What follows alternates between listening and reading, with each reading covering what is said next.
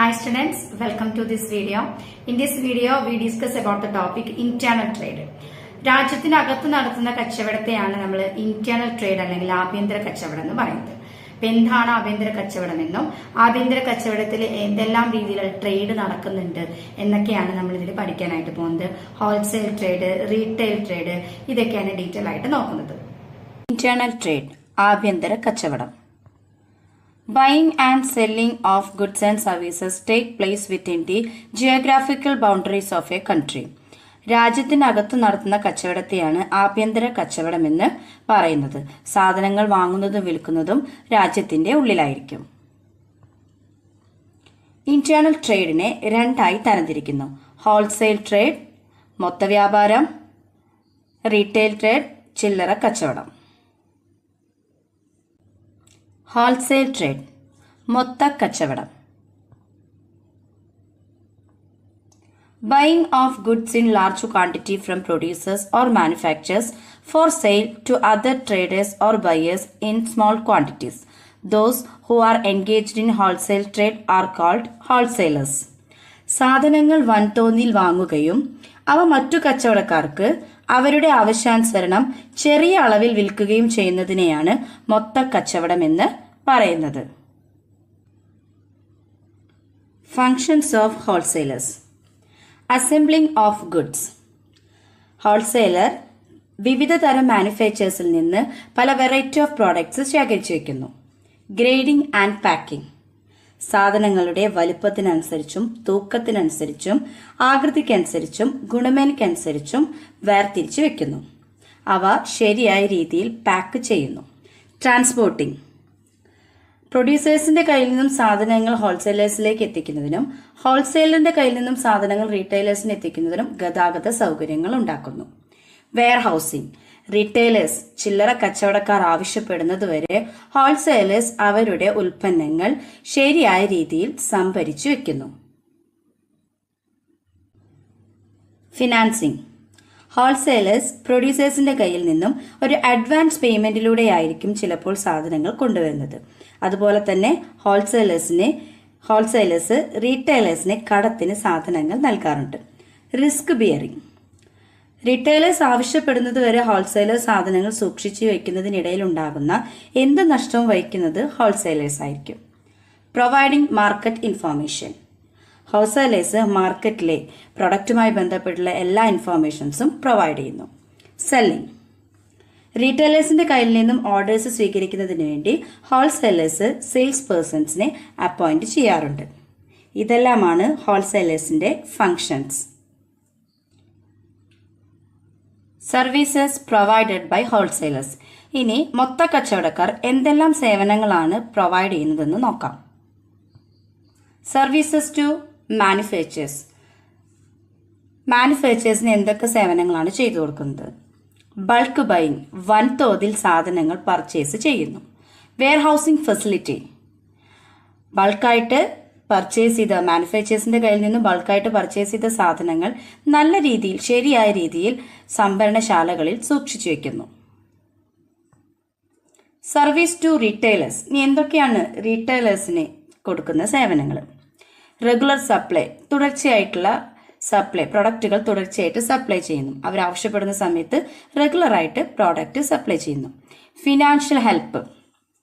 നേരത്തെ പറഞ്ഞിരുന്നു റീറ്റെയിലേഴ്സിന് ഹോൾസെയിലേഴ്സ് കടത്തിന് സാധനങ്ങൾ നൽകാറുണ്ട്. അഡ്വർടൈസ്മെന്റ്, പരസ്യത്തിന് സഹായിക്കുന്നു. Market information. പ്രൊഡക്റ്റിനെ കുറിച്ച് മാർക്കറ്റിൽ എന്തൊക്കെയാണ് ആ പ്രൊഡക്റ്റിനെ കുറിച്ചിട്ട് ആ ഒരു പ്രോഡക്റ്റ് മാർക്കറ്റിൽ ഇറക്കുമ്പോൾ എന്തൊക്കെയാണ് നേരിടാൻ പോകുന്ന പ്രശ്നങ്ങളും കാര്യങ്ങളും എന്നുള്ള കാര്യങ്ങളൊക്കെ നല്ല രീതിയിൽ ആ പ്രൊഡക്റ്റിനെ കുറിച്ച് മാർക്കറ്റ് ഇൻഫോർമേഷൻസ് റീറ്റെയിലേഴ്സിന് നൽകുന്നു.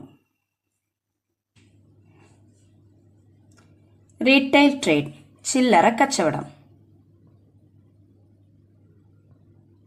Retail trade refers to buying goods from manufacturer or wholesaler and selling the same to ultimate consumers. മൊത്ത കച്ചവടക്കാരിൽ നിന്നോ ഉൽപാദകരിൽ നിന്നോ സാധനങ്ങൾ വാങ്ങുകയും അവ ഉപഭോക്താക്കൾക്ക് ആവശ്യാനുസരണം ചില്ലറയായി ചെറിയ രീതിയിൽ വിൽപ്പന നടത്തുകയും ചെയ്യുന്നതിനെയാണ് ചില്ലറ കച്ചവടം എന്ന് പറയുന്നത്. Services provided by retailers. ഇനി റീറ്റെയിലേഴ്സ്, ചില്ലറ വ്യാപാരി, ചില്ലറ കച്ചവടക്കാർ എന്തെല്ലാം സേവനങ്ങളാണ് ചെയ്യുന്നതെന്ന് നോക്കാം. സർവീസ് ടു കൺസ്യൂമേഴ്സ്, ഉപഭോക്താക്കൾക്ക് എന്തെല്ലാം സേവനങ്ങളാണ് ചെയ്യുന്നത്. റെഗുലർ സപ്ലൈ ഓഫ് ഗുഡ്സ്, തുടർച്ചയായിട്ട് അവർ ആവശ്യപ്പെടുമ്പോൾ സാധനങ്ങൾ കൊടുക്കുന്നു. കൺവീനിയന്റ് ലൊക്കേഷൻ, അവർക്ക് സൗകര്യപ്രദമായിട്ടുള്ള സ്ഥലത്ത് സാധനങ്ങൾ സപ്ലൈ ചെയ്യുന്നു. വൈഡ് ചോയ്സ്, അവർക്ക് ഇഷ്ടം പോലെ ഇഷ്ടമുള്ള പ്രോഡക്റ്റ് തിരഞ്ഞെടുക്കാനുള്ള ഒരു സൗകര്യം അവർക്ക് ഒരുക്കി കൊടുക്കുന്നു. ഹോം ഡെലിവറി, ഇനി ചില്ലറ വ്യാപാരിയുടെ അടുത്തേക്ക് നേരിട്ട് വരാതെ തന്നെ വീട്ടിലിരുന്നു കൊണ്ട് തന്നെ സാധനങ്ങൾ വേണമെങ്കിൽ ചില്ലറ വ്യാപാരി അതിനുള്ള സൗകര്യം ചെയ്തു കൊടുക്കുന്നു. ഹോം ഡെലിവറി ഫെസിലിറ്റി കൺസ്യൂമേഴ്സിന് വേണ്ടി ചെയ്തു കൊടുക്കുന്നു. സർവീസ് ടു ഹോൾസെയിലേഴ്സ്, ഇനി മൊത്ത വ്യാപാരിക്ക് എന്തെല്ലാം സേവനങ്ങളാണ് ചെയ്യുന്നതെന്ന് നോക്കാം. മാർക്കറ്റ് ഇൻഫോർമേഷൻ, കൺസ്യൂമേഴ്സുമായി നേരിട്ട് ഇടപെടുന്ന ആൾക്കാരാണ് ചില്ലറ കച്ചവടക്കാർ. അതുകൊണ്ട് തന്നെ പ്രോഡക്റ്റിന്റെ ഇൻഫോർമേഷൻ, മാർക്കറ്റ് ഇൻഫോർമേഷൻ ഹോൾസെയിലേഴ്സിനെ അറിയിക്കുന്നു. ഹെൽപ്സ് ഇൻ ഡിസ്ട്രിബ്യൂഷൻ, വിതരണത്തിന് സഹായിക്കുന്നു. ലാർജ് സ്കെയിൽ പ്രൊഡക്ഷൻ, നല്ല രീതിയിൽ പ്രോഡക്റ്റ് സ്ഥിരമായി ഹോൾസെയിലേഴ്സിൽ നിന്ന് വാങ്ങിക്കുന്നതിലൂടെ ലാർജ് സ്കെയിൽ പ്രൊഡക്ഷന് സൗകര്യമൊരുക്കുന്നു. സെൽ ന്യൂ പ്രോഡക്റ്റ്, പുതിയ പ്രോഡക്റ്റ് ഹോൾസെയിലർ റീറ്റെയിലർ മുഖേന വിറ്റ് ചെലവഴിക്കുന്നു. ഇതെല്ലാമാണ് റീറ്റെയിലേഴ്സ് ഹോൾസെയിലേഴ്സിനും കൺസ്യൂമേഴ്സിനും ചെയ്തു കൊടുക്കുന്ന സേവനങ്ങൾ. Next we discuss about types of retail trade.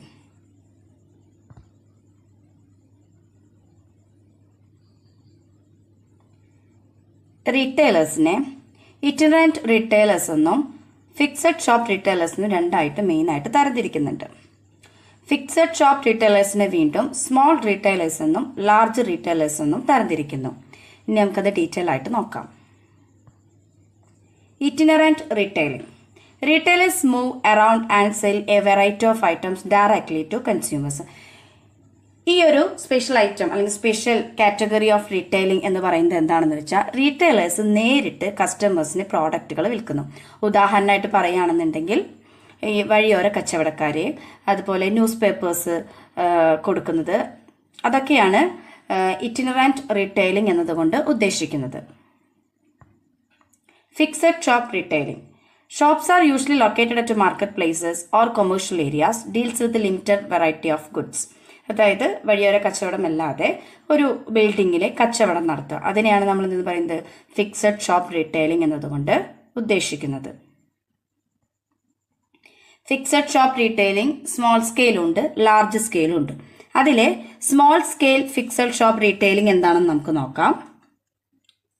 അതിൽ വരുന്നത് general store or variety stores, അതായത് നമ്മൾ യൂഷ്വലി സാധാരണയായിട്ട് ഡെയിലി യൂസിന് വേണ്ടി നമ്മൾ ഉപയോഗിക്കുന്ന സാധനങ്ങളുണ്ടല്ലോ, അത് കച്ചവടം നടത്തുന്ന സ്റ്റോറുകളാണ് ജനറൽ സ്റ്റോർ അല്ലെങ്കിൽ വെറൈറ്റി സ്റ്റോറുകൾ എന്ന് പറയുന്നത്.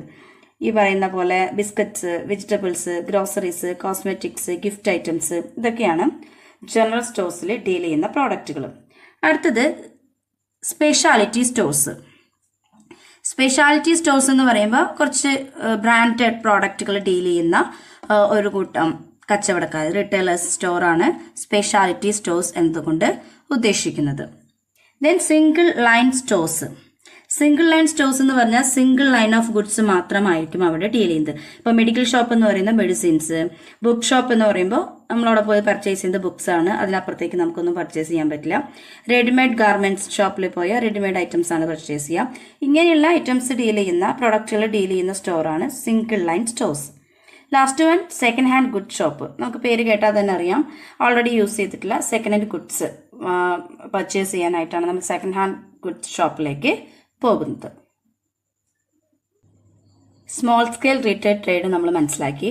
ഇനി ലാർജ് സ്കെയിൽ റീറ്റെയിൽ ട്രേഡ്. അതിൽ ആദ്യത്തെയാണ് departmental stores. Large scale retail shop large variety of goods are sold in a single building. ഒരൊറ്റ കെട്ടിടത്തിൽ wide variety of goods sale നടത്തുന്ന സ്റ്റോറുകളാണ് ഡിപ്പാർട്ട്മെന്റൽ സ്റ്റോഴ്സ്.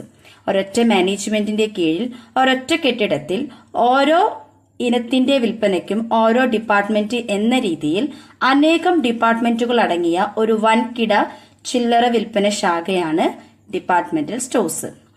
നമുക്ക് അങ്ങനെ ഡിപ്പാർട്ട്മെന്റൽ സ്റ്റോറിൽ പോവുകയാണെന്നുണ്ടെങ്കിൽ എളുപ്പത്തിൽ പർച്ചേസ് ചെയ്യാൻ പറ്റും എന്നുള്ളത് ഈ ഒരു സ്റ്റോറിന്റെ ഗുണമാണ്.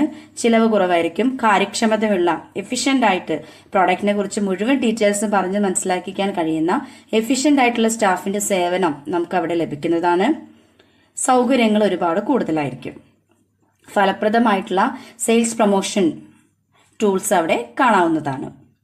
പിന്നെ ഇതിന്റെ ദോഷം എന്ന് പറയുന്നത് ക്യാപിറ്റൽ ഇൻവെസ്റ്റ്മെന്റ്. ഇങ്ങനെ ഒരു വലിയൊരു കെട്ടിടം റൺ ചെയ്യാനും ബിസിനസ് റൺ ചെയ്തു പോകാനും വളരെ വലിയൊരു ക്യാപിറ്റൽ ഇൻവെസ്റ്റ്മെന്റ് അവിടെ വേണം. ഡിപ്പാർട്ട്മെന്റ് സ്റ്റോർ റൺ ചെയ്യാനായിട്ട് ക്യാപിറ്റൽ ഇൻവെസ്റ്റ്മെന്റ് കൂടുതലാണ്. പിന്നെ സാധാരണയായിട്ട് നമ്മളെ താമസ സ്ഥലത്ത് നിന്നും കുറച്ച് ദൂരെ ആയിട്ടുള്ള ഏരിയസിലൊക്കെ ആയിരിക്കും ഈ പറയുന്ന ഡിപ്പാർട്ട്മെന്റ് സ്റ്റോറൊക്കെ പ്രവർത്തിക്കുന്നത്. അപ്പോൾ നമുക്ക് ട്രാവലിംഗ് കുറച്ച് കൂടുതലായിരിക്കും അങ്ങോട്ട്. മാത്രമല്ല ഡിപ്പാർട്ട്മെന്റ് സ്റ്റോഴ്സിനെ ഓപ്പറേറ്റിംഗ് കോസ്റ്റ് നേരത്തെ പറഞ്ഞു നമുക്ക് ഓരോ പ്രോഡക്റ്റിനും ഓരോ ഇനത്തിനും ഓരോരോ ഡിപ്പാർട്ട്മെന്റ് എന്ന രീതിയിലാണ് ഡിപ്പാർട്ട്മെന്റ് സ്റ്റോറുകൾ ക്രമീകരിച്ചിരിക്കുന്നത്. അതുകൊണ്ട് തന്നെ ഓപ്പറേറ്റിംഗ് കോസ്റ്റ് വളരെയധികം കൂടുതലായിരിക്കും. ഇതെല്ലാമാണ് ഡിപ്പാർട്ട്മെന്റൽ സ്റ്റോഴ്സിനെ കുറിച്ച് പറയാനുള്ളത്. Super markets. A wide variety of products like food items, vegetables, fruits, groceries, clothes, etc. all under one roof. Super മാർക്കറ്റിനെ സെൽഫ് സർവീസ് സ്റ്റോർ എന്നും പറയുന്നുണ്ട്. ഭീമാകാരമായ ചില്ലറ വിൽപ്പനശാലയാണിത്. പാത്രങ്ങൾ, പഴങ്ങൾ, പച്ചക്കറികൾ, മിഠായികൾ തുടങ്ങിയ എണ്ണമറ്റ സാധനങ്ങൾ സൂപ്പർ മാർക്കറ്റിൽ നിന്നും ലഭ്യമാകാം. ആവശ്യക്കാർ എടുക്കുന്ന സാധനങ്ങളുടെ വില കൗണ്ടറിൽ നൽകിയാൽ മതിയാകും. സ്വന്തമായി നമുക്ക് സാധനങ്ങൾ എടുക്കാനായിട്ട് സാധിക്കും. ഇഷ്ടമുള്ള സാധനങ്ങൾ തിരഞ്ഞെടുക്കാനുള്ള സൗകര്യവും സൂപ്പർ മാർക്കറ്റിലുണ്ട്. സൂപ്പർ മാർക്കറ്റ് റൺ ചെയ്യാനായിട്ട് അതിന്റെ ബിസിനസ് തുടങ്ങാനും നടത്തിക്കൊണ്ടു പോകാനും വളരെ വലിയ രീതിയിലുള്ള ക്യാപിറ്റൽ റിക്വയർമെന്റ് ആവശ്യമാണ്. മാത്രമല്ല കസ്റ്റമേഴ്സിന് സാധനങ്ങൾ കടത്തിന് വിൽക്കില്ല, ക്യാഷ് ബേസിസിൽ മാത്രമേ ട്രാൻസാക്ഷൻ നടത്താറുള്ളൂ. അതൊരു പോരായ്മയാണ് സൂപ്പർ മാർക്കറ്റിന്റെ. പിന്നെ സെൽഫ് സർവീസ് ആണ്. നമ്മൾ തന്നെയാണ് സാധനങ്ങൾ എടുത്തിട്ട് കൗണ്ടറിൽ ഏൽപ്പിക്കുന്നത്. അവിടെ കൂടുതലായിട്ടും പ്രൊഡക്റ്റിനെ കുറിച്ച് പറഞ്ഞ് മനസ്സിലാക്കി തരാൻ സ്റ്റാഫ് ഉണ്ടെങ്കിൽ കൂടി നമ്മൾ തന്നെയാണ് സ്വയം പ്രോഡക്റ്റ് എടുക്കുന്നതും ക്യാഷ് കൗണ്ടറിൽ കൊണ്ടുപോയി കൊടുത്ത് ബില്ലാക്കുന്നതും.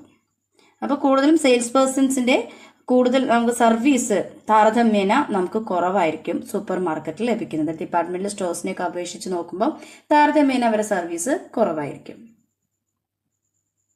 അടുത്തത് consumer cooperative stores. Voluntarily association of persons based on cooperative principles purchase goods in bulk and sell to its members at a cheaper price. എന്താണ് കൺസ്യൂമർ കോപ്പറേറ്റീവ് സൊസൈറ്റീസ്? സൊസൈറ്റീസിനെ കുറിച്ച് നമ്മൾ പഠിച്ചിട്ടുള്ളതാണ് മുൻപ്. കോപ്പറേറ്റീവ് സൊസൈറ്റീസ് എന്താണ്? അപ്പോൾ കൺസ്യൂമർ കോപ്പറേറ്റീവ് സ്റ്റോഴ്സ് എന്ന് പറയുമ്പോൾ ഉപഭോക്താക്കൾ സ്വയം സംഘടിച്ചുണ്ടാക്കുന്നതാണ് ഉപഭോക്തൃ സഹകരണ സ്റ്റോറുകൾ. മെമ്പർമാർക്ക് ന്യായമായ വിലയ്ക്ക് ശുദ്ധമായ മായം ചേർക്കാത്ത സാധനങ്ങൾ ലഭ്യമാക്കാനായി ഇടത്തരക്കാരും താഴ്ന്ന വരുമാനക്കാരും ചേർന്ന് രൂപീകരിക്കുന്നവയാണ് ഇടത്തരം സഹകരണ സ്റ്റോറുകൾ. ഇടനിലക്കാരെ ഒഴിവാക്കുക എന്ന പ്രധാന ഉദ്ദേശത്തോടു കൂടി സംഘടിപ്പിക്കുന്നതാണ് കൺസ്യൂമർ കോപ്പറേറ്റീവ് സ്റ്റോഴ്സ്. സേവനമാണ് പ്രധാന ലക്ഷ്യം. ലാഭമുണ്ടെങ്കിൽ അത് മെമ്പർമാർക്ക് വീതിച്ചു നൽകുകയും ചെയ്യുന്നു. ന്യായമായ വിലയ്ക്ക് സാധനങ്ങൾ നൽകുന്നു. കുറഞ്ഞ പ്രവർത്തന ചെലവ് മാത്രമേ കൺസ്യൂമർ കോപ്പറേറ്റീവ് സ്റ്റോഴ്സിന് ഉണ്ടായിരിക്കുകയുള്ളൂ. ജനാധിപത്യപരമായിട്ടുള്ള ഒരു മാനേജ്മെന്റ് ആയിരിക്കും ഇവിടെ നമുക്ക് കാണാനായിട്ട് സാധിക്കുന്നത്. Multiple shop. The group of branch shop dealing in the same line of goods under single ownership and centralized management. ഒരു തരം സാധനങ്ങൾ മാത്രം വിൽക്കുന്നതിനും ഒരേ ഉടമസ്ഥതയിലും മാനേജ്മെന്റിലും ഉള്ളതും വിവിധ സ്ഥലങ്ങളിൽ പ്രവർത്തിക്കുന്നതുമായ ഒട്ടേറെ ശാഖകളോട് കൂടിയ ഒരു വൻകിട ചില്ലറ കച്ചവട സ്ഥാപനമാണ് മൾട്ടിപ്പിൾ ഷോപ്പ്. ഉടമസ്ഥതയും നിയന്ത്രണാധികാരവും ഹെഡ് ഓഫീസിനായിരിക്കും. ഇവിടെ സാധാരണയായി വൻതോതിൽ സാധനങ്ങൾ വാങ്ങിക്കാനായിട്ട് സാധിക്കും. അതിനാൽ തന്നെ ഡിസ്കൗണ്ട് ലഭിക്കും. നമ്മൾ കടം സാധാരണയായിട്ട് ഇവിടെ ലഭിക്കാറില്ല. അതൊരു മൾട്ടിപ്പിൾ ഷോപ്പിന്റെ ഒരു പോരായ്മയാണ്. ക്രെഡിറ്റിന് സാധനങ്ങൾ ഇവിടെ ലഭിക്കാറില്ല. മാത്രമല്ല കൺസ്യൂമേഴ്സിനെ ബാർഗെയിൻ ചെയ്ത്, അതായത് വില പേശിക്കൊണ്ട് സാധനങ്ങൾ വാങ്ങിക്കുക എന്നുള്ളത് ഈ മൾട്ടിപ്പിൾ ഷോപ്പിനെ സംബന്ധിച്ചിടത്തോളം നടക്കില്ല. പിന്നെ ലിമിറ്റഡ് വെറൈറ്റി ഓഫ് ഗുഡ്സ് മാത്രമേ മൾട്ടിപ്പിൾ ഷോപ്പ് ഡീൽ ചെയ്യുകയുള്ളൂ. ഇത് നഷ്ടസാധ്യത വളരെയധികം കുറവാണ് മൾട്ടിപ്പിൾ ഷോപ്പിനുള്ളത്. ഇതെല്ലാമാണ് മൾട്ടിപ്പിൾ ഷോപ്പിന്റെ ഗുണങ്ങളും ദോഷങ്ങളും. Mail order retailing. Retail institutions which receive order through post and dispatch the goods by post or railway parcel. സാധനങ്ങൾ തപാൽ വഴി ഓർഡർ സ്വീകരിക്കുകയും അയച്ചു കൊടുക്കുകയും ചെയ്യുന്ന ഒരു പ്രത്യേക തരം ചില്ലറ വിൽപ്പന ബിസിനസ്സാണ് മെയിൽ ഓർഡർ ബിസിനസ്. ഇതിൽ തപാൽ ഓഫീസിന് പ്രധാനപ്പെട്ട ഒരു പങ്കാണുള്ളത്. ആവശ്യമായ സാധനം വീട്ടിൽ എത്തിച്ചു നൽകുകയും ചെയ്യുന്നു. Finally, we discuss about recent trends in distribution. Direct marketing. Distribution, the manufacturers bypass the chain of middlemen and approach the consumers directly and sell the goods and services without the help of intermediaries. ആ പേര് തന്നെ direct ആണ് പ്രോഡക്റ്റുകൾ market ചെയ്യുന്നത്. Manufacturers ഇടനിലക്കാരുടെ സഹായങ്ങളൊന്നും ഇല്ലാതെ തന്നെ കൺസ്യൂമേഴ്സിന് direct ആയിട്ട് പ്രോഡക്റ്റുകൾ എത്തിച്ചു കൊടുക്കുന്നു. Telemarketing. Marketing or representatives of the concerned producer calls up prospective consumers over the telephone and tell them about the product and its uses. ഇടപാടുകാരനാകാനിടയുള്ളവരെ ഫോണിൽ ബന്ധപ്പെട്ട് ഒരു ഉൽപ്പന്നം വാങ്ങാൻ പ്രേരിപ്പിക്കുന്ന ഏർപ്പാടിനെ ടെലിമാർക്കറ്റിംഗ് എന്ന് പറയുന്നു. ഇതിൽ നേരിട്ടുള്ള കൂടിക്കാഴ്ചയോ ബ്രോഷർ പോലുള്ള എന്തെങ്കിലും അയക്കലോ ഇല്ല. എല്ലാ കമ്മ്യൂണിക്കേഷനും ടെലിഫോണിലൂടെ ആയിരിക്കും. Internet marketing. To buy and sell product over the internet through websites maintained by producers. നിലവിൽ ഇന്ന് കാണുന്ന പുതിയ തരം മാർക്കറ്റിംഗ് ആണിത്, ഇന്റർനെറ്റ് മാർക്കറ്റിംഗ്. ഇപ്പോൾ കമ്പ്യൂട്ടർ അധിഷ്ഠിതമായ നെറ്റ്വർക്കുകൾ ഓൺലൈൻ റീറ്റെയിലിംഗ് സർവീസുകൾ ഏർപ്പെടുത്തിയിട്ടുണ്ട്. ലോകത്തിലെ ഏറ്റവും വലിയ കമ്പ്യൂട്ടർ അധിഷ്ഠിത നെറ്റ്വർക്ക് ഇന്റർനെറ്റ് ആണ്. ഈ ഇന്റർനെറ്റ് വഴി വിപണനം നടത്തുന്നതിനെ ഇന്റർനെറ്റ് മാർക്കറ്റിംഗ് എന്ന് പറയുന്നു. International trade. When buying and selling of goods take place across the national boundaries of different countries, it is called external trade. രണ്ട് രാജ്യങ്ങൾ തമ്മിൽ സാധനങ്ങളും സേവനങ്ങളും കൈമാറുന്നതിനെയാണ് വിദേശ കച്ചവടം എന്ന് പറയുന്നത്. ഇതിനെ ഫോറിൻ ട്രേഡ് എന്നും ഇന്റർനാഷണൽ ട്രേഡ് എന്നും പറയുന്നു.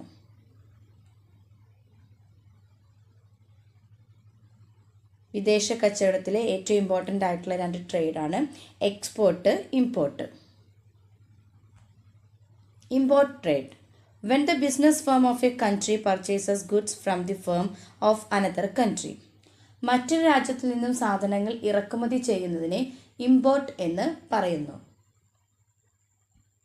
Export trade.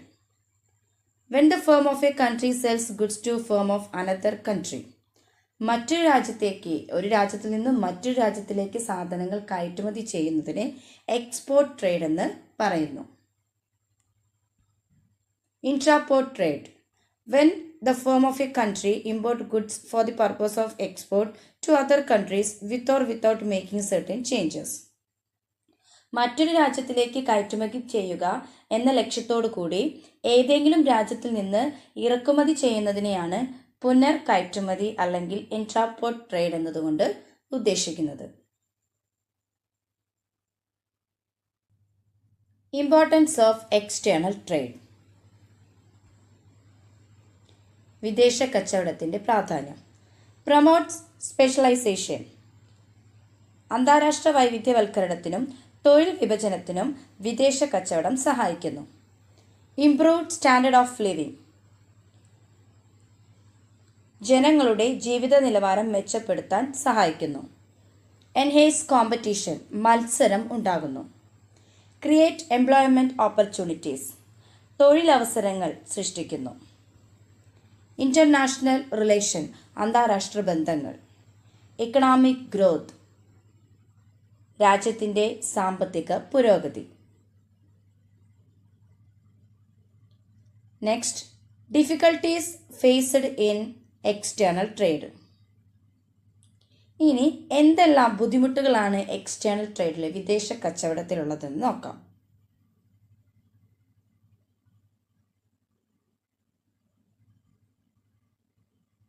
ഡിസ്റ്റൻസ്.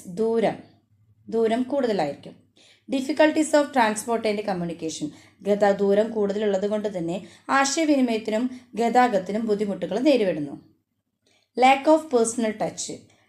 വ്യക്തികളുമായിട്ടുള്ള നേരിട്ടുള്ള ബന്ധം നഷ്ടപ്പെടുന്നു. Changes in rules and regulations. ഒരു രാജ്യത്തിൻ്റെ നിയമങ്ങളും മറ്റൊരു രാജ്യത്തിൻ്റെ നിയമങ്ങളും തമ്മിൽ വളരെയധികം വ്യത്യാസങ്ങളുണ്ട്. കോസ്റ്റ്. വിദേശ കച്ചവടം വളരെ ചിലവേറിയ ഒന്നാണ്. Procedure for export trade. വിദേശ കച്ചവടത്തിനുള്ള അതായത് എക്സ്പോർട്ട് ചെയ്യാനായിട്ട് കയറ്റുമതി ചെയ്യാനുള്ള നടപടിക്രമങ്ങൾ എന്തെല്ലാം? Receipt of enquiry and sending quotation. ഇറക്കുമതിക്കാരൻ തനിക്ക് ആവശ്യമുള്ള ഉൽപ്പന്നങ്ങൾ ഏത് കയറ്റുമതിക്കാരിൽ നിന്നാണ് വാങ്ങിക്കേണ്ടത് എന്നീ കാര്യങ്ങളെല്ലാം അന്വേഷിക്കും. ഡിഫറെൻറ്റ് എക്സ്പോർട്ടേഴ്സ് ഉണ്ടായിരിക്കും, വ്യത്യസ്തമായിട്ടുള്ള കയറ്റുമതിക്കാരുണ്ടായിരിക്കും. അവരിൽ നിന്നൊക്കെ ഒരു അന്വേഷണം ഇമ്പോർട്ടർ നടത്തും. അതിനുശേഷം പല എക്സ്പോർട്ടേഴ്സും ഇറക്കുമതിക്കാരന് കൊട്ടേഷൻസ് അയക്കുന്നു. രണ്ടാമത്തെ, receipt of an indent or export order. കയറ്റുമതി ചെയ്യുന്ന സാധനങ്ങളുടെ എല്ലാ വിവരങ്ങളും അടങ്ങിയ ഒരു രേഖയാണ് indent. Credit enquiry.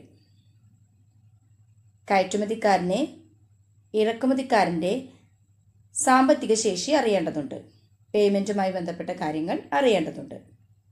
Obtaining export licence. സാധനങ്ങൾ കയറ്റുമതി ചെയ്യാനായിട്ട് അത് അതോറിറ്റിയുടെ കയ്യിൽ നിന്നും ലൈസൻസ് ലഭിക്കേണ്ടതുണ്ട്. Production or procurement of goods. ഇറക്കുമതിക്കാരൻ ആവശ്യപ്പെടുന്നതിനനുസരിച്ച് ഇറക്കുമതിക്കാരൻ്റെ ആവശ്യപ്രകാരം ഗുഡ്സ് പ്രൊഡ്യൂസ് ചെയ്യുന്നു. Pre shipment inspection. സാധനങ്ങൾ കയറ്റുമതി ചെയ്യുന്നതിന് മുൻപ് അതിൻ്റെ ഗുണനിലവാരം ഉറപ്പുവരുത്തേണ്ടതുണ്ട്. Excise clearance. ഇപ്പോൾ ഇന്ത്യയെ സംബന്ധിച്ചിടത്തോളം ഇന്ത്യയിൽ പ്രൊഡ്യൂസ് ചെയ്തിട്ടുള്ള പ്രൊഡക്റ്റുകളാണ് എങ്കിൽ സെൻട്രൽ എക്സൈസ് ആക്ട് പ്രകാരം എക്സൈസ് ഡ്യൂട്ടി അടയ്ക്കേണ്ടതുണ്ട്. Packing and marking of the goods. കയറ്റുമതി ചെയ്യുന്ന പ്രോഡക്റ്റുകൾ ശരിയായ രീതിയിൽ പാക്ക് ചെയ്യേണ്ടതുണ്ട്. Appointment of forwarding agent. കയറ്റുമതിക്കാരൻ ഒരു ഫോർവേഡിംഗ് ഏജൻറ്റ് മുഖേനയായിരിക്കും സാധനങ്ങൾ കയറ്റുമതി ചെയ്യാനായിട്ട് ഉദ്ദേശിക്കുന്നത്. Dispatch of goods by rail or road. അവസാനമായി റോഡ് ഗതാഗതമോ റെയിൽ ഗതാഗതമോ സാധനങ്ങൾ കയറ്റുമതി ചെയ്യുന്നതിന് വേണ്ടി തിരഞ്ഞെടുക്കുന്നു.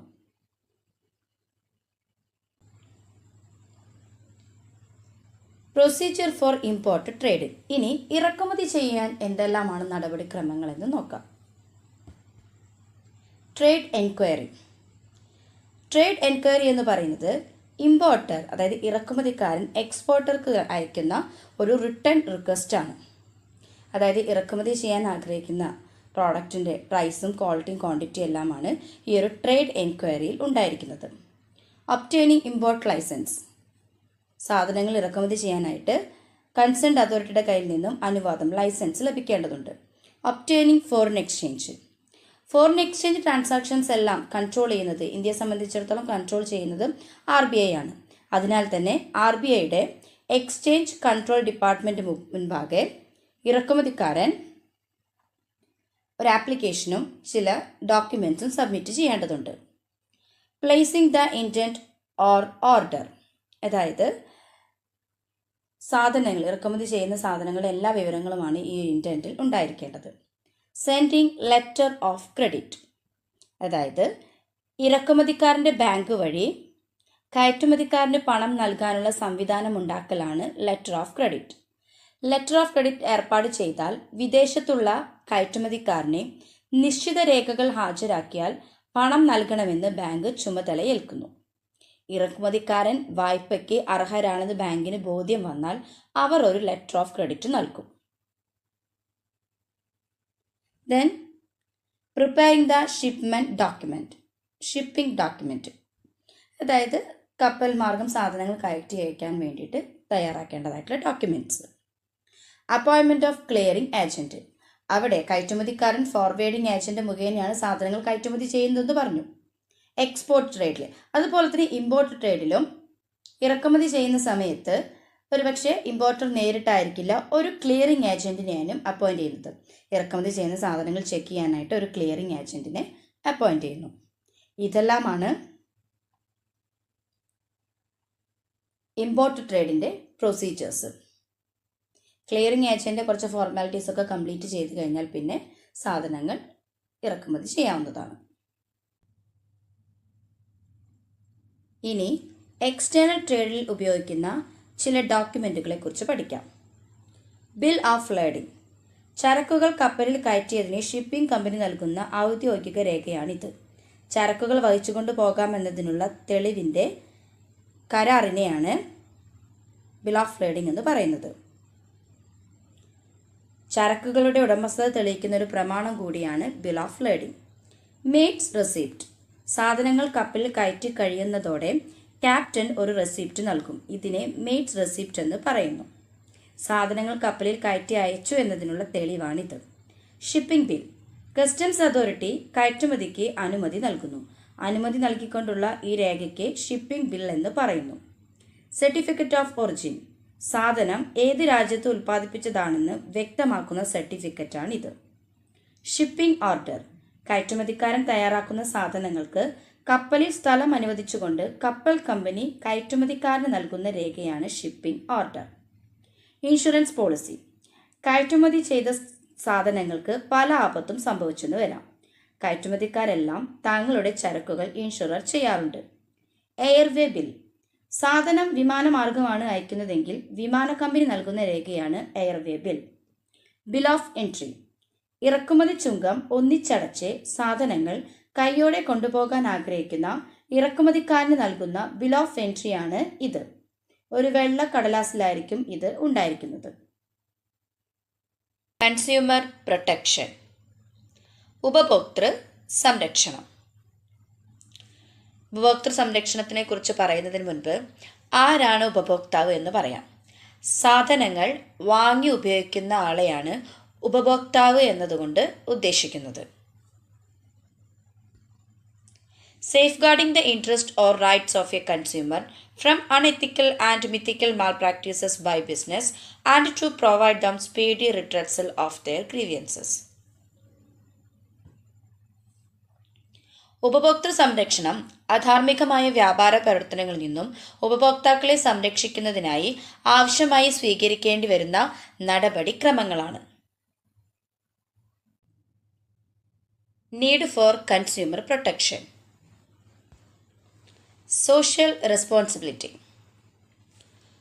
കൺസ്യൂമേഴ്സിൻ്റെ താൽപ്പര്യം സംരക്ഷിക്കുക എന്നത് ഏതൊരു ബിസിനസ് ഓർഗനൈസേഷൻ്റെയും സാമൂഹ്യ ഉത്തരവാദിത്തമാണ്. Increasing awareness. അന്യായമായ കച്ചവട രീതികൾക്കെതിരെ പ്രതികരിക്കാനും സ്വന്തം താൽപ്പര്യങ്ങളെ സംരക്ഷിക്കാനും ഉപഭോക്താവിന് കഴിവുണ്ടാകണം. Consumer satisfaction. ഏതൊരു ബിസിനസ് ഓർഗനൈസേഷൻ്റെയും സക്സസ് എന്ന് പറയുന്നത് കൺസ്യൂമേഴ്സിൻ്റെ സംതൃപ്തിയാണ്. Principles of social justice. സാമൂഹ്യ നീതി ഉറപ്പുവരുത്തുക. Survival and growth of business. കൺസ്യൂമേഴ്സിൻ്റെ താൽപ്പര്യങ്ങൾ ശരിയായി സംരക്ഷിച്ചാൽ മാത്രമേ ഏതൊരു ബിസിനസ് ഓർഗനൈസേഷനും നിലനിൽപ്പുണ്ടാവുകയുള്ളൂ. Role of consumer organisations and NGO. ഉപഭോക്തൃ സംഘടനകളുടെയും സർക്കാരേതര ഏജൻസികളുടെയും പങ്ക്. ഇന്ത്യയിൽ പല സർക്കാരേതര ഏജൻസികളും ഉപഭോക്തൃ സംഘടനകളും ഉപഭോക്തൃ സംരക്ഷണ പ്രവർത്തനങ്ങളിൽ സുപ്രധാനമായിട്ടുള്ള പങ്ക് വഹിക്കുന്നുണ്ട്. ഇന്ത്യയിൽ ഇന്ന് ഇത്തരത്തിൽ 500-ൽ പരം സംഘടനകൾ പ്രവർത്തിക്കുന്നുണ്ട്. ഇവർ ഉപഭോക്താക്കളുടെ അവകാശങ്ങളെപ്പറ്റി ബോധവൽക്കരണം നടത്തുന്നു. ഇനി ഇത്തരം ഏജൻസികളുടെ ഫങ്ഷൻസ് എന്താണെന്ന് നോക്കാം. Educate consumers. ഉപഭോക്താക്കളുടെ അവകാശങ്ങൾ സംരക്ഷിക്കുന്നതുമായി ബന്ധപ്പെട്ട് ബ്രൗഷറുകൾ, ലഘുലേഖകൾ എന്നിവ തയ്യാറാക്കി പ്രസിദ്ധീകരിക്കുക. അവരുടെ അവകാശങ്ങളും ഉത്തരവാദിത്തങ്ങളും അവരെ പറഞ്ഞ് മനസ്സിലാക്കിപ്പിക്കുക. To organise exhibitions. ശില്പശാലകൾ, സമ്മേളനങ്ങൾ എന്നിവ സംഘടിപ്പിച്ച് ഉപഭോക്താക്കളുടെ പ്രശ്നങ്ങൾ ചർച്ചാ വിഷയമാക്കുക. Arrange seminar and conferences. സെമിനാറുകൾ, പ്രഭാഷണങ്ങൾ എന്നിവ നടത്തുക.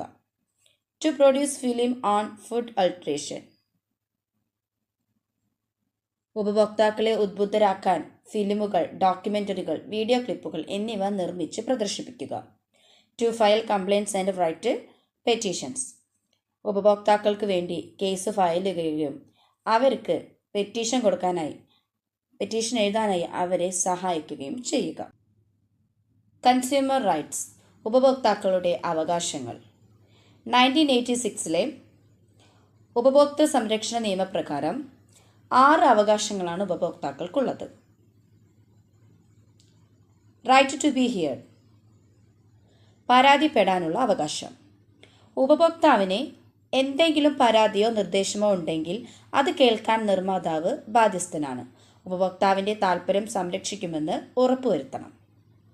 റൈറ്റ് ടു ഇൻഫർമേഷൻ, അറിയിക്കപ്പെടാനുള്ള അവകാശം. വഞ്ചനാത്മകമോ വഴിപിഴയ്ക്കുന്നതോ ആയ പരസ്യങ്ങൾ, ലേബലുകൾ തുടങ്ങിയ ദുഷ്പ്രവൃത്തികളിൽ നിന്ന് സംരക്ഷണം നൽകുന്ന അവകാശം. സാധനത്തിൻ്റെ ഗുണമേന്മ, ഉൽപ്പന്നത്തിൽ അടങ്ങിയിരിക്കുന്ന വസ്തുക്കളുടെ വിവരം, അത് പ്രവർത്തിക്കാൻ വേണ്ട സൗകര്യങ്ങൾ, അത് ഉപയോഗിക്കുന്നത് കൊണ്ട് ഉണ്ടാകാനിടയുള്ള പാർശ്വഫലങ്ങൾ, സാധനം സംബന്ധിച്ച് പ്രസക്തമായ മറ്റു വിവരങ്ങൾ എന്നിവ ഉപഭോക്താവിനെ അറിയിച്ചിരിക്കണം.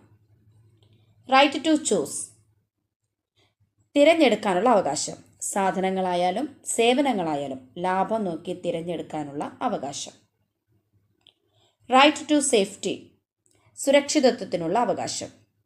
ആരോഗ്യത്തിനോ ആയുസ്സിനോ ആപൽക്കരമായ സാധനങ്ങൾ വിപണനം ചെയ്യപ്പെടുന്നതിൽ നിന്നും സംരക്ഷണം നൽകുന്ന അവകാശം. റൈറ്റ് ടു സീക്ക് റിഡ്രസൽ, പരാതി തീർക്കാനുള്ള അവകാശം.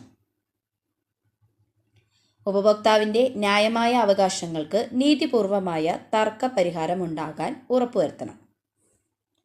റൈറ്റ് ടു കൺസ്യൂമർ എഡ്യൂക്കേഷൻ, ഉപഭോക്തൃ വിജ്ഞാനത്തിനുള്ള അവകാശം. ഉപഭോക്താവിൻ്റെ അവകാശങ്ങളും പരാതി പരിഹരിക്കാനുള്ള മാർഗങ്ങളും സംബന്ധിച്ച് നിലവിലുള്ള നിയമങ്ങളെക്കുറിച്ച് ബോധ്യപ്പെടുത്തി വഞ്ചനയ്ക്കെതിരെ സംരക്ഷണം ലഭിക്കാനുള്ള അവകാശം. ഇതെല്ലാമാണ് consumer rights. Ways and means of consumer protection, ഉപഭോക്തൃ സംരക്ഷണത്തിനുള്ള മാർഗങ്ങൾ.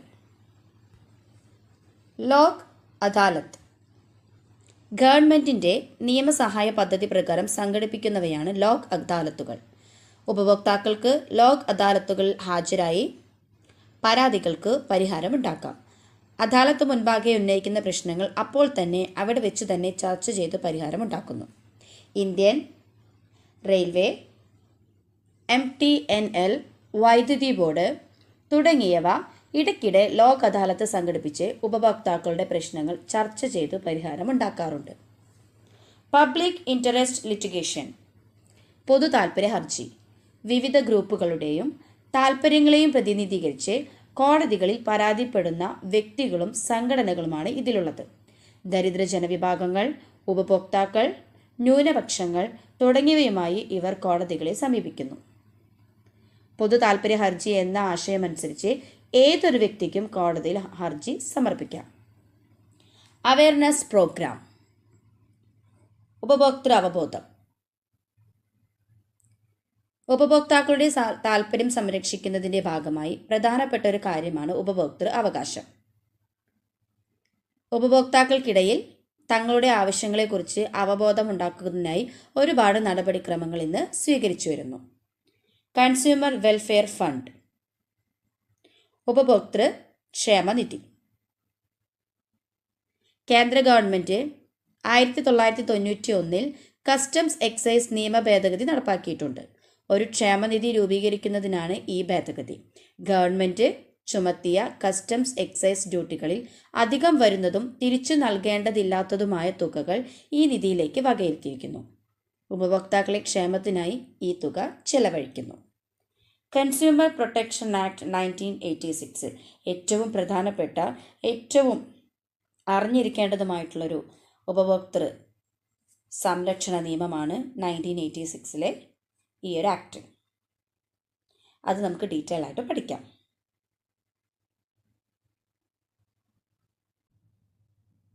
ദ കൺസ്യൂമർ പ്രൊട്ടക്ഷൻ ആക്ട് 1986, ഉപഭോക്തൃ സംരക്ഷണ നിയമം. ഇന്ത്യയിലെ ഉപഭോക്തൃ സംരക്ഷണ നിയമനിർമ്മാണ ചരിത്രത്തിലെ സുപ്രധാനമായൊരു നാഴികക്കല്ലാണ് 1986 ഉപഭോക്തൃ സംരക്ഷണ നിയമം. ഉപഭോക്താവിൻ്റെ അവകാശങ്ങൾ സംരക്ഷിക്കാനും ഉപഭോക്തൃ തർക്കങ്ങൾ പരിഹരിക്കാനും വ്യവസ്ഥ ചെയ്യുന്ന സമഗ്രമായൊരു നിയമമാണിത്.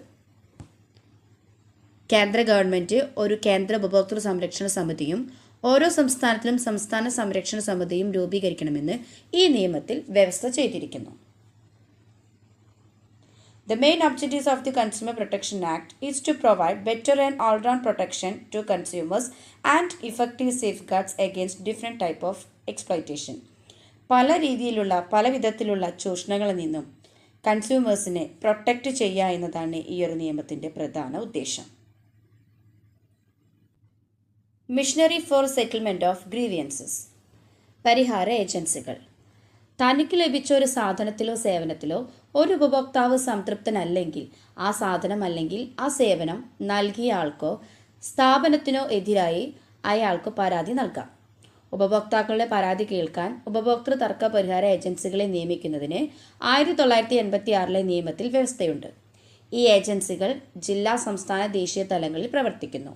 ഇവ ജില്ലാ ഫോറം, സംസ്ഥാന കമ്മീഷൻ, നാഷണൽ കമ്മീഷൻ എന്നീ പേരുകളിലാണ് അറിയപ്പെടുന്നത്. The district forum. സംസ്ഥാന ഗവൺമെൻറ്റുകൾ ജില്ലാ തലങ്ങളിൽ നിയമിക്കുന്നവയാണിവ. സംസ്ഥാന ഗവൺമെൻറ് നിയമിക്കുന്ന ഒരു ചെയർമാനും 2 അംഗങ്ങളും അടങ്ങിയതാണിത്.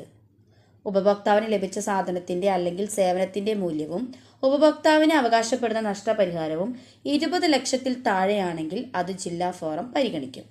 സാധനം വാങ്ങിയ അല്ലെങ്കിൽ സ്വീകരിച്ച ഉപഭോക്താവിനോ അല്ലെങ്കിൽ ഏതെങ്കിലും അംഗീകൃത ഉപഭോക്തൃ സംഘടനയ്ക്കോ പരാതി സമർപ്പിക്കാം. ജില്ലാ ഫോറം പരാതിയുടെ കാര്യം എതിർകക്ഷിയെ അറിയിക്കണം. പരാതിക്കാരൻ ആധാരമായ സാധനത്തിൻ്റെ സാമ്പിൾ പരിശോധനയ്ക്കായി ലബോറട്ടറിയിലേക്ക് അയക്കണം.